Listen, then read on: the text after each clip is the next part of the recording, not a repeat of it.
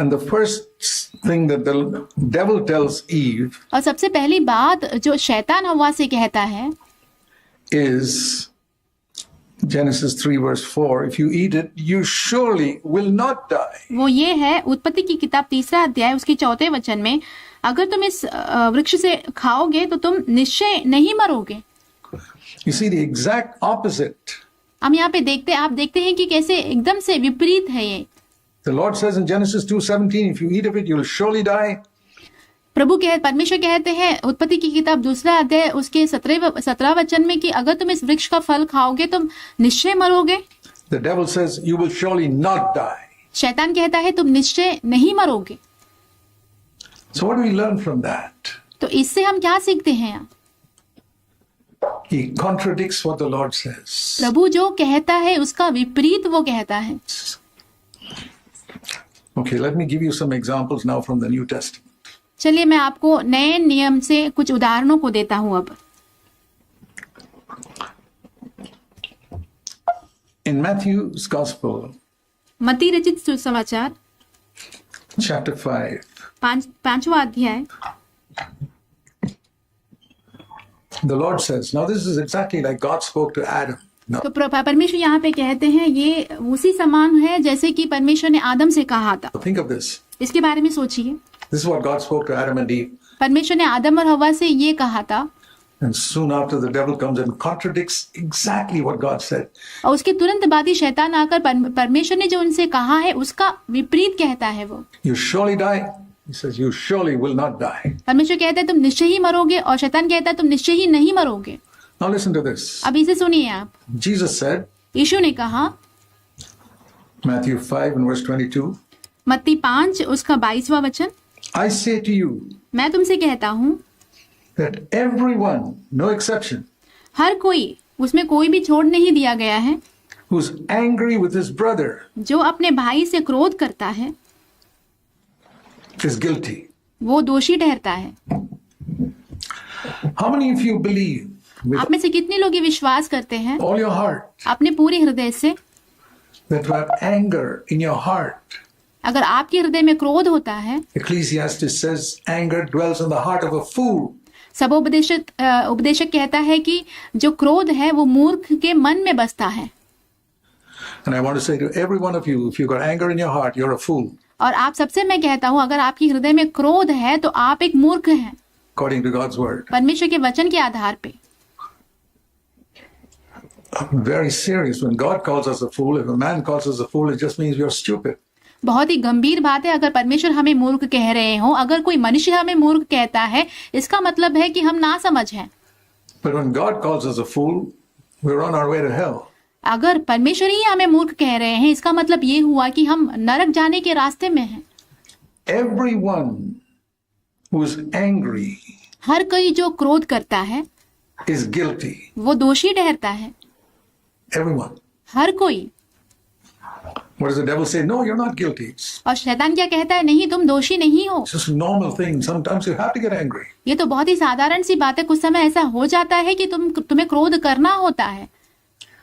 And if you go further from that और फिर उससे भी तुम आगे बढ़कर जाते हो and say something to your brother in your anger, और अपने क्रोध में अपने भाई से कुछ कह देते हो, you're even more guilty. तो फिर तुम और ज्यादा दोषी ठहरते हो।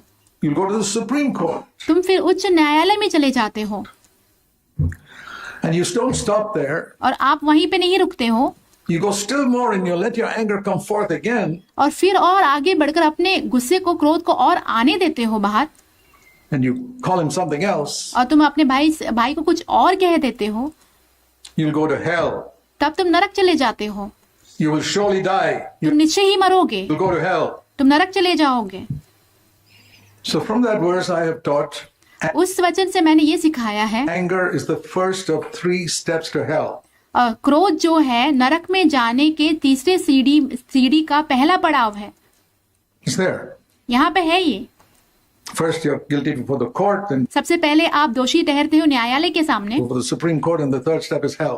और दूसरा उच्च न्यायालय के सामने दोषी ठहरते हो, और तीसरा है कि नरक चले जाते हो।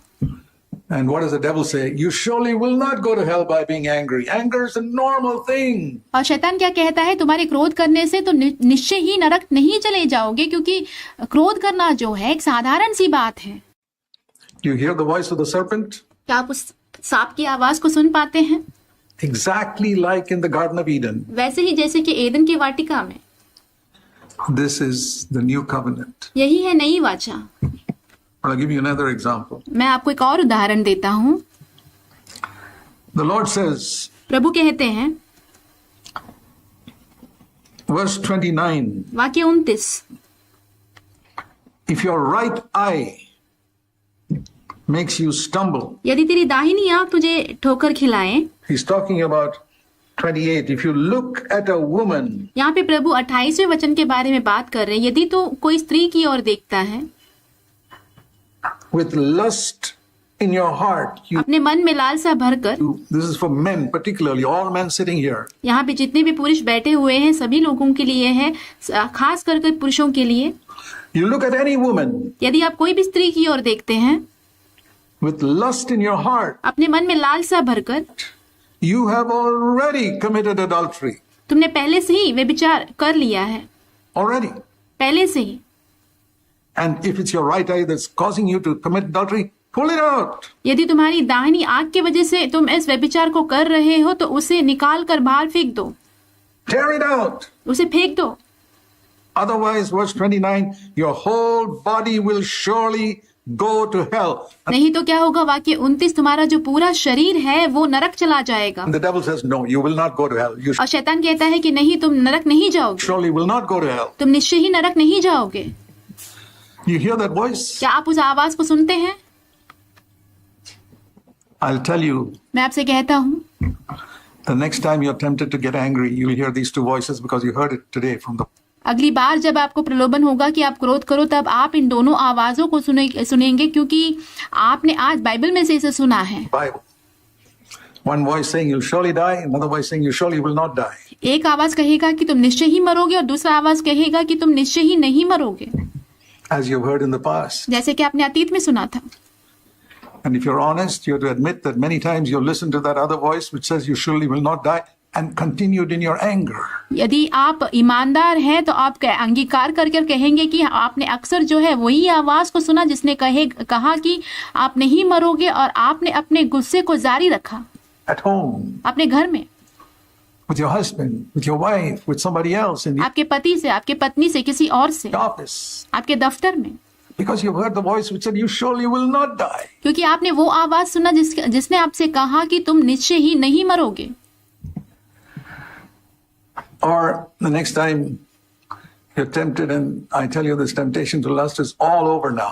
देखिए, मैं आपसे कहता हूँ कि जो प्रलोभन जो है हर जगह आजकल दिखाई देता है। You can hardly go to the internet anywhere without being tempted. प्रलोभन में पड़े बिना आप इंटरनेट के कहीं भी आसपास नहीं जा सकते, कहीं पे भी नहीं। And everywhere on the streets and magazines and everywhere, temptation to lust with the eyes. और हम देख सकते हैं सड़कों में और जो पुस्तकें आती हैं उन सारी चीजों में जो है प्रलोभन भरे हुए हैं, आंखों से लालसा करने का प्रलोभन। And the Lord says it will take you to hell. और प्रभु कहते हैं कि ये तुम्हें नरक लेके जाएगा। And the devil is there shouting out loud, you surely will not go to hell. और शैतान वहां पे चिल्ला चिल्ला कर कहता है कि तुम निश्चय ही नरक नहीं जाओगे। See, that is the difference between a old covenant Christian यही देखिए एक अंतर होता है पुराने नियम के विश्वासी का, who says, I can be forgiven. The blood of Jesus cleanses me. जो कहता है कि मैं क्षमा किया जा सकता हूँ क्योंकि प्रभु यीशु मसीह का लहू मुझे शुद्ध करता है। I can just go to him. I go 10,000 times a day. I can go to him. He's मैं उसके पास जा सकता हूँ, दिन में 10,000 बार भी मैं उसके पास जा सकता हूँ forgiven me. क्योंकि प्रभु ने मुझे क्षमा किया है। And a new covenant Christian who says, और जो नए वाचा का विश्वासी है जो कहता है Jesus came to save me प्रभु यीशु आए ताकि वो मुझे बचाए from my sin. मेरे पापों से। In the old covenant, the best they could experience was forgiveness. पुरानी वाचा में हम देखते हैं कि सबसे उत्तम चीज का अनुभव जो वो ले सकते थे वो था क्षमा पाने का। They could never experience more than that. उससे कहीं बढ़कर कुछ भी चीज का अनुभव वो नहीं ले सकते थे। See, Psalm 103. देखिए भजन Sangeeta 103, Psalm 103. Bhajan Sangeeta 103, Psalm 103. This is David, the man after God's own heart. भजन संगीता 103 जहाँ पे हम देखते हैं दाऊद को, जो कि परमेश्वर के हृदय के अनुसार रहने वाला पुरुष है, Who says, जो कहता है, Bless the Lord, O my soul. धन्य हो मेरे परमेश्वर का। Verse 3. Who pardons all your iniquities. जो मेरे सारे अधर्मों को क्षमा करता है। You say, David, how many of your sins did God forgive? All. आप कहेंगे दाऊद तुम्हारे कितने पाप परमेश्वर ने क्षमा किए हैं? दाऊद कहेगा सारे। A-L-L. There was not a single sin of David's that was not forgiven. सारे पापों का क्षमा हुआ था, ऐसा कोई भी पाप नहीं था दाऊद का जिसका क्षमा उससे नहीं मिला हो। Bless the Lord who forgives all my sins. धन्य हो परमेश्वर का जो मेरे सारे अधर्मों को क्षमा करता है।